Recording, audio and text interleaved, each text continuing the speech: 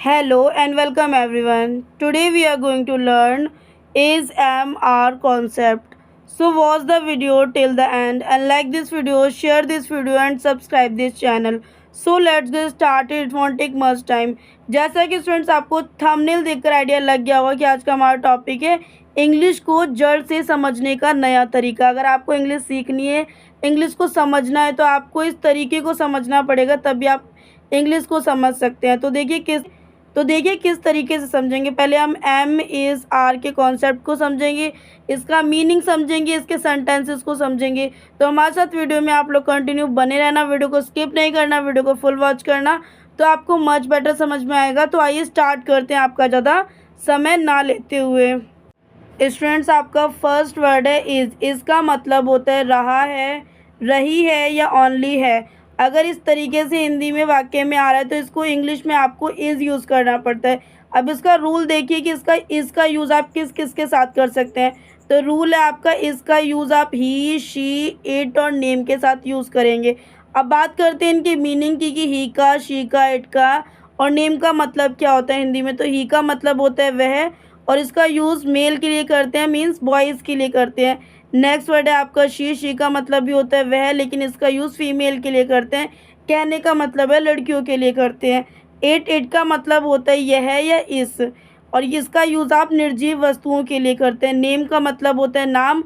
अब नाम में आपका गर्ल एंड बॉय दोनों आ जाएगा। तो ये था आपका रूल और इसके मीनिंग। आइए देखते हैं आगे। तो यहाँ पे आपका एक स्ट्रक्चर दिया, अगर आपको सेंटेंस को क्रिएट करना है तो कैसे करेंगे। तो आपका सब्जेक्ट लेना है, वर्ब लेना है, प्लस ऑब्जेक्ट लेना है। अब ये ज़रा जान लीजिए कि सब्जेक्ट होता क्या है। जैसे कि रोहन हो गया, या रोहन की जगह हमने ही ले लिया तो ये आपका ऑब्जेक्ट हो जाता है, और इज़ आपका वर्ब होता है, और बाकी बचा जो पोर्शन होता है वो ऑब्जेक्ट के अंदर आ जाता है। तो ये था आपका, जैसे कि अगर हमें फर्स्ट स्ट्रक्चर के अकॉर्डिंग देखा जाए तो आपका subject plus verb plus object means Rohan is a doctor. और अगर हम बात करते हैं नेक्स्ट स्ट्रक्चर की, तो आपका नेक्स्ट स्ट्रक्चर है subject plus is plus verb की फोर्थ फॉर्म। वर्ब की फोर्थ फॉर्म कहने का मतलब है कि इसमें आपकी आईएनजी लग जाएगी, तो आपकी वर्ब की फोर्थ फॉर्म बन जाएगी। जैसे कुक है तो कुक में आईएनजी लग गई है, तो इसमें वर्ब की फोर्थ फॉर्म लग गई है। देखिए कैसे, ही इज़ आ कुकिंग, तो यहाँ पे कुक नहीं है, कुकिंग है, तो आपका पता चल रहा है कि इसमें आईएनजी की फॉर्म लगी हुई है। तो ही वर्ड है वो आपका सब्जेक्ट है, इज़ आपको लगाना पड़ेगा, और वर्ब की फोर्थ फॉर्म में वर्ब के साथ आपको आईएनजी लगाना पड़ेगा। तो इस तरीके से आपका क्रिएट होगा। तो चलिए स्टूडेंट्स, ही, शी, इट और रोहन को या नेम को हम सेंटेंस में एक बार यूज़ करके देखते हैं। तो ही इज़ अ बिजनेसमैन, वह व्यापारी है। तो मीनिंग देखेंगे, ही का मतलब होता है वह, इसका मतलब होता है व्यापारी का मतलब होता है a businessman. He is a businessman, वह व्यापारी है। नेक्स्ट है आपका she is a doctor, she is a doctor, she is a engineer, she is a nurse. इस तरीके से अगर हम कहते हैं तो वह एक डॉक्टर है, वह एक इंजीनियर है, वह एक नर्स है। इस तरीके से हम कह सकते हैं। मीनिंग की बात करेंगे तो शी का मतलब होता है वह, इसका मतलब होता है आ, डॉक्टर का मतलब होता है एक डॉक्टर। ठीक है। नेक्स्ट वर्ड है आपका इट इज़ अ पेन, इसकी हिंदी होती है यह एक कलम है। जैसा कि हमने अभी बात करी थी कि इट का यूज़ आप निर्जीव वस्तुओं के लिए करते हैं। जिस भी वस्तु में जान नहीं है, इट मीन्स वो निर्जीव है, और उसका यूज़ आप इट के साथ कर सकते हैं।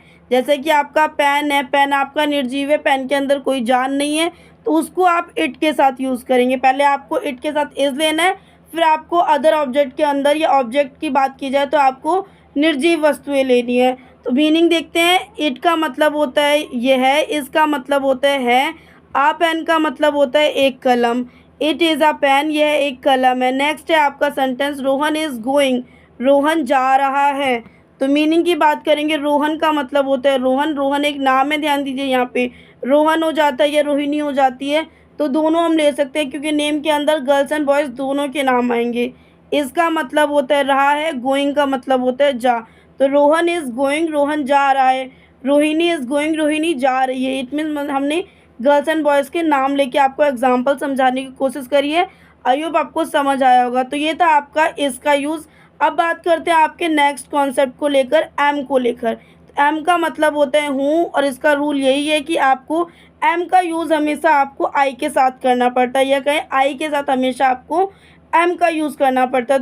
तो देखिए स्टूडेंट्स, आपके एम के लिए भी दो स्ट्रक्चर होते हैं, जो कि पहले नंबर पे आपका स्ट्रक्चर है subject plus verb plus object. कहने का मतलब है अगर आपको एम का यूज़ करना है तो ये स्ट्रक्चर आपको अप्लाई करना पड़ता है। तो ध्यान दीजिए, आपका सब्जेक्ट क्या रहता है? सब्जेक्ट आपका आई रहता है, वर्ब आपका एम रहता है और ऑब्जेक्ट आपका बचा हुआ पूरा पोर्शन रहता है, जैसे कि आ स्टूडेंट। आई होप आपको समझ आया होगा। अगर हमें वर्ब की फोर्थ फॉर्म लगानी है तो हमें ये वाला स्ट्रक्चर यूज़ करना है। सब्जेक्ट में आपका आई रहने वाला है, एम आपका आएगा रूल के अकॉर्डिंग या कह सकते हैं स्ट्रक्चर के अकॉर्डिंग, और यहाँ पे आपकी वर्ब आती है, वर्ब के साथ आपकी आईएनजी लग जाती है।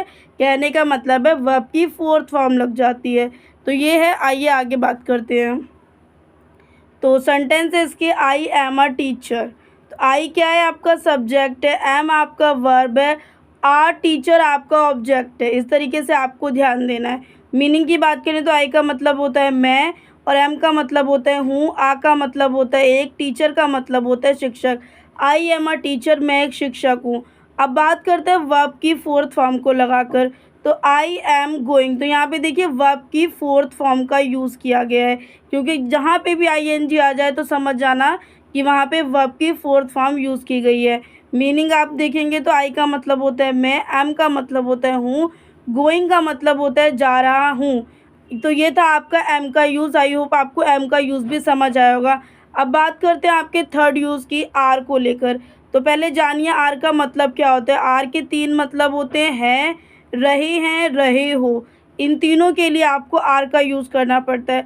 अब समझते हैं कि आर का यूज़ आप किन किन शब्दों के लिए करते हैं। तो आर का यूज़ आप वी के लिए कर सकते हैं, दे के लिए कर सकते हैं और यू के लिए कर सकते हैं।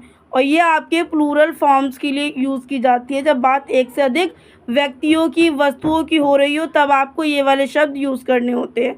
अब बात करते हैं इनके मीनिंग की। तो वी का मतलब होता है हम, दे का मतलब होता है वे, यू का मतलब होता है आप।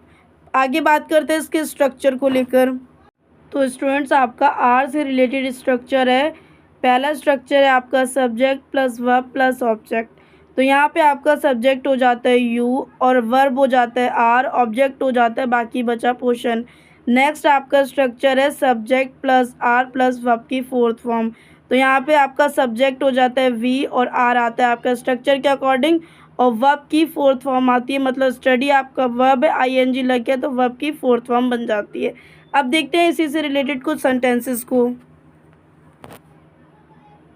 तो स्टूडेंट्स, आपका फर्स्ट सेंटेंस है वी आर स्टडिंग, हम पढ़ाई कर रहे हैं। मीनिंग की बात करेंगे तो वी का मतलब होता है हम, आर का मतलब होता है रहे हैं, स्टडिंग का मतलब होता है पढ़ाई कर। वी आर स्टडिंग, हम पढ़ाई कर रहे हैं। नेक्स्ट है आपका दे आर रनिंग, वे दौड़ रहे हैं। तो मीनिंग देखेंगे, दे का मतलब होता है वे, आर का मतलब होता है रहे हैं, रनिंग का मतलब होता है दौड़। दे आर रनिंग, वे दौड़ रहे हैं। नेक्स्ट है आपका यू आर डॉक्टर, आप एक डॉक्टर है। मीनिंग की बात करेंगे तो यू का मतलब होता है आप या तुम, आर का मतलब होता है आर, डॉक्टर का मतलब होता है एक doctor. You are a doctor, आप एक डॉक्टर हैं। तो ये थे स्टूडेंट्स आपके इज़ एम आर के कॉन्सेप्ट। आई होप आपको इज़ एम आर के कॉन्सेप्ट समझ आए होंगे। समझ आए तो प्लीज़ लाइक करना है, कमेंट करना है एंड शेयर करना है। चैनल पे न्यू हो तो चैनल को सब्सक्राइब कर लेना। और अगर आपको इंग्लिश ग्रामर, इंग्लिश स्पीकिंग या इंग्लिश वोकैबलरी से रिलेटेड किसी भी वीडियो की रिक्वायरमेंट है तो आप हमारे इस वीडियो के डिस्क्रिप्शन में जाकर विजिट कर सकते हैं। आपको वहाँ पर बहुत अच्छे वीडियो के लिंक मिल जाएंगे। और अगर आपको और ज़्यादा इन्फॉर्मेशन चाहिए तो आप हमारे चैनल पर विजिट कर सकते हैं। आपको वहाँ पर बहुत अच्छे और यूनिक वीडियो देखने को मिलेंगे। तो मिलता है नेक्स्ट वीडियो में ऐसे यूज़फुल वीडियो के साथ।